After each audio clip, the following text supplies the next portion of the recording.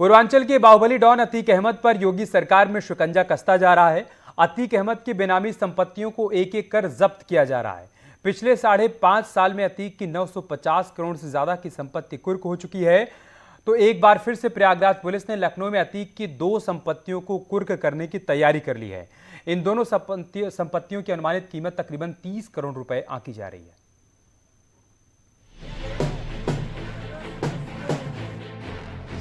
अतीक अहमद पर बड़ा एक्शन,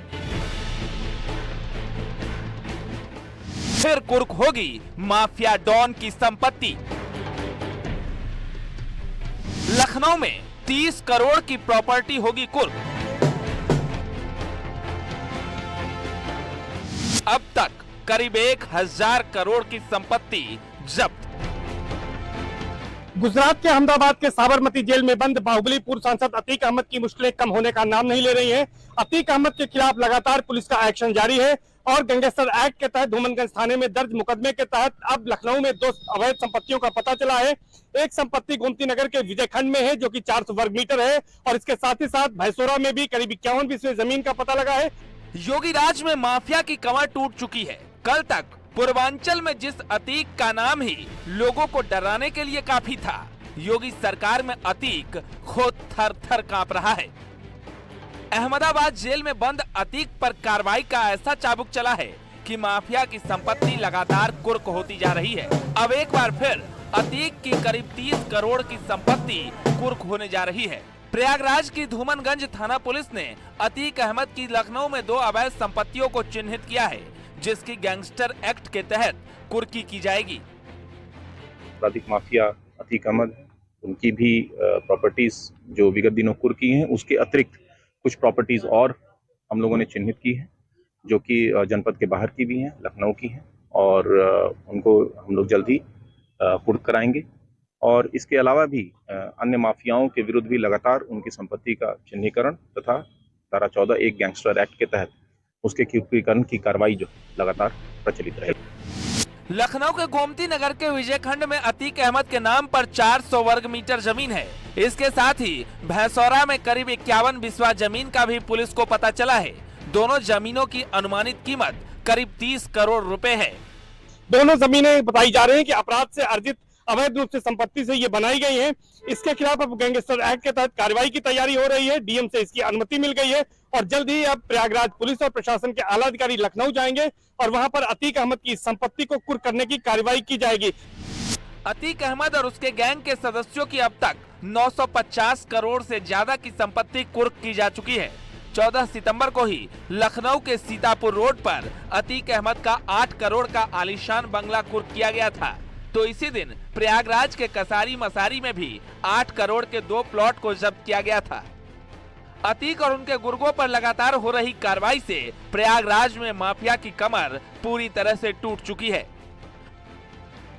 और देखिए, माफियाओं के विरुद्ध सरकार और पुलिस मुख्यालय के लगातार जो निर्देश आ रहे हैं, उसके अनुरूप उनके विरुद्ध कड़ी कार्रवाई सुनिश्चित कराई जा रही है, जिसमें इनको चिन्हित करके इनके विरुद्ध गैंगस्टर की कार्रवाई तथा पूर्व से चिन्हित जो माफिया हैं उनकी संपत्ति का कुर्कीकरण की कार्रवाई प्रचलित है। अतीक अहमद की अपराध से अर्जित संपत्तियों के खिलाफ लगातार योगी सरकार का एक्शन जारी है। तो अतीक के गुर्गों पर भी पुलिस का शिकंजा कसा हुआ है।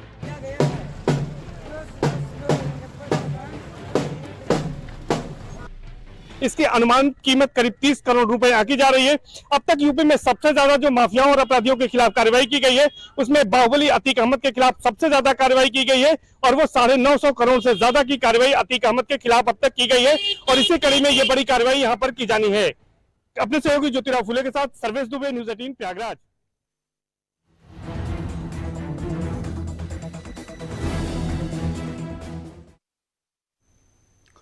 उधर कुशीनगर में एक बुजुर्ग तांत्रिक को इलाके में मशहूर होने का ऐसा आइडिया आया कि उसने कई फीट गहरा गड्ढा खोद लिया और रातों रात भू समाधि लेने का ऐलान कर दिया।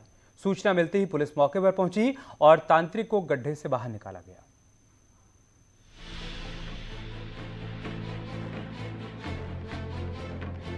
काली शक्तियों की तंत्र साधना,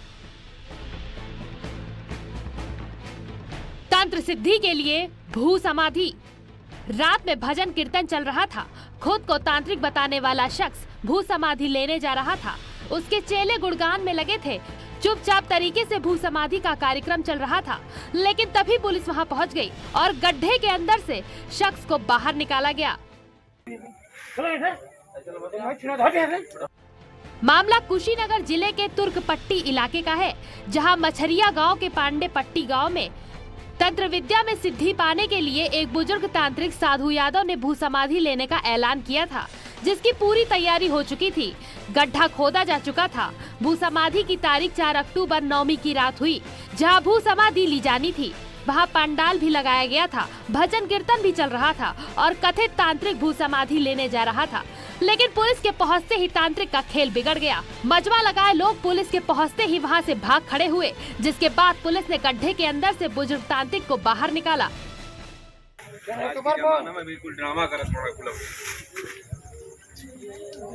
जब तांत्रिक को बाहर निकाला गया तो उसकी हालत कुछ बिगड़ी हुई लग रही थी, जिसे देखते हुए पुलिस ने पहले तांत्रिक को पानी पिलाया। जब तांत्रिक की तबीयत थोड़ी ठीक हुई तो पुलिस ने उसे हिरासत में ले लिया।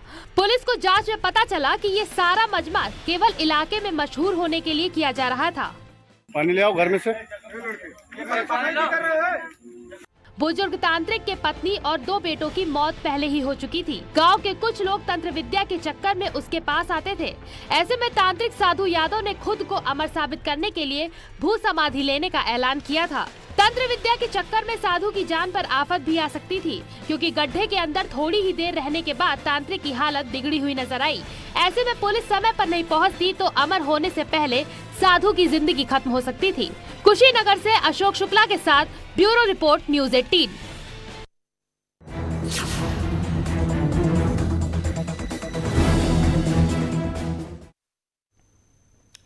और बात करते एक बड़ी खबर की। अलीगढ़ में एएमयू में एमटेक के एक छात्र का मानसिक उत्पीड़न किया गया, ये मामला सामने आया है। समुदाय विशेष के छात्र पर आरोप है कि तमंचे के बल पर छात्र से पाकिस्तान जिंदाबाद के नारे लगवाए गए और हाथ से कलावा भी उतरवा दिया गया। विरोध करने पर छात्र के साथ मारपीट करने का भी गंभीर आरोप लगा है। सिविल लाइंस थाना क्षेत्र के एएमयू सुलेमान हॉल की घटना है। दरअसल पीड़ित छात्र साकेत अलीगढ़ मुस्लिम विश्वविद्यालय से एमटेक प्रथम वर्ष का छात्र है। छात्र का आरोप है कि एएमयू के सुलेमान हॉल में रहवर नाम के स्टूडेंट ने जबरन नशे की हालत में तमंचे के बल पर पाकिस्तान जिंदाबाद के नारे लगवाए और मेरे हाथ में बंधा हुआ कलावा भी उतरवा दिया। फिलहाल पीड़ित छात्र ने शिकायत दर्ज करवाई है और पुलिस अब जांच पड़ताल कर रही है।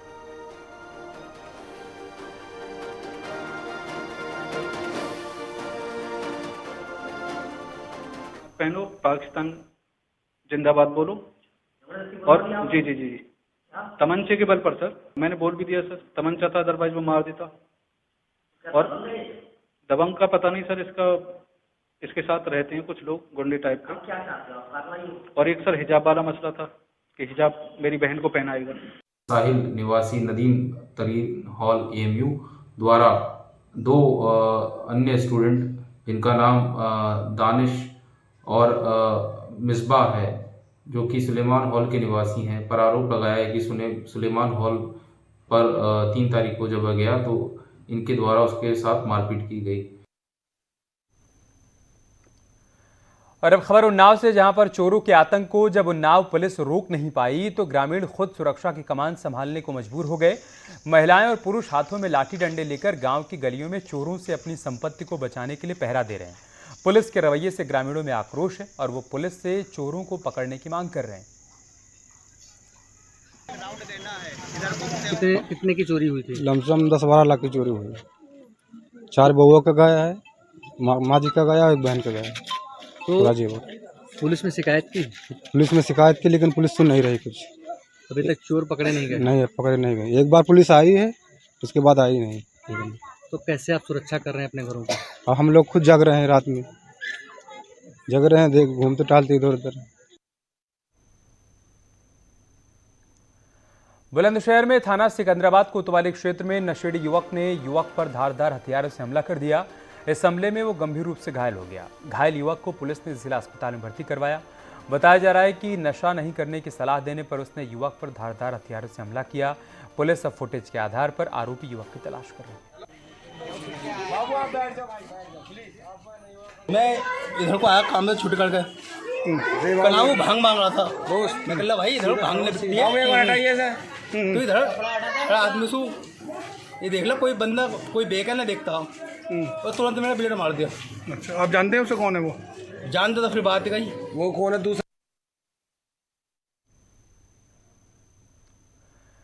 ग्रेटर नोएडा में यमुना एक्सप्रेसवे के जेवर टोल पर किसानों ने हंगामा कर दिया। भारी संख्या में किसान ट्रैक्टर ट्रॉली लेकर पहुंचे और स्थानीय युवाओं को रोजगार, 64% मुआवजा, प्लॉट आवंटन में प्राथमिकता और स्थानीय लोगों को टोल पर छूट की मांग को लेकर हंगामा किया। जिला प्रशासन और अथॉरिटी के अधिकारी और भारी पुलिस बल मौके पर मौजूद हैं। किसानों को समझाने की कवायद की जा रही है। लोग हैं हमारे यूनियन के, वो ही बात करेंगे और जिसे जानकारी किसी का व्यक्तिगत वो बाद में बात करेंगे। उत्तराखंड पुलिस को लंबे समय तक छकाने के बाद यूट्यूबर बॉबी कटारिया आज नाटकीय अंदाज में देहरादून सीजेएम कोर्ट में पेश हुआ, जहां पर 25,000 रुपए के बेल बॉन्ड पर उसे जमानत मिल गई। अपने परिवार के साथ कोर्ट में पहुंचा बॉबी कटारिया अपनी जमानत के लिए 8 वकीलों की टीम लेकर पहुंचा था। जिला कोर्ट में आधे घंटे तक चली सुनवाई के बाद उसे जमानत मिल गई। बॉबी कटारिया पर ट्रैफिक में बाधा डालने और बीच सड़क पर शराब पीकर वीडियो बनाने का आरोप है। देहरादून पुलिस को लंबे समय से बॉबी कटारिया की तलाश थी। उसने खूब परेशान किया और आखिरकार आज वो खुद परिवार के साथ सीजेएम कोर्ट पहुंचा और वहां जाकर उसने सरेंडर किया, जिसके बाद उसे जमानत मिली। एक्चुअली कल हमने एक सरेंडर एप्लीकेशन लगाई थी और साथ में एक बेल एप्लीकेशन लगाई थी।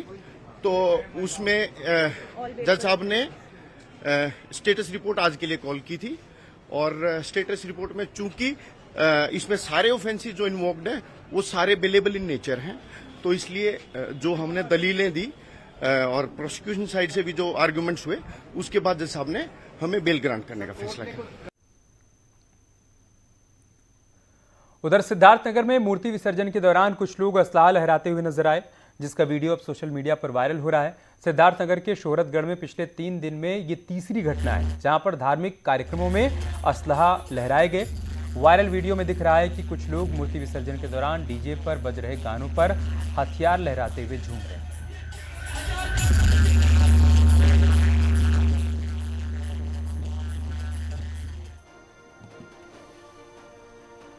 रुक करते हैं हमीरपुर का, जहां पर लाइसेंसी रिवॉल्वर से नाबालिग युवक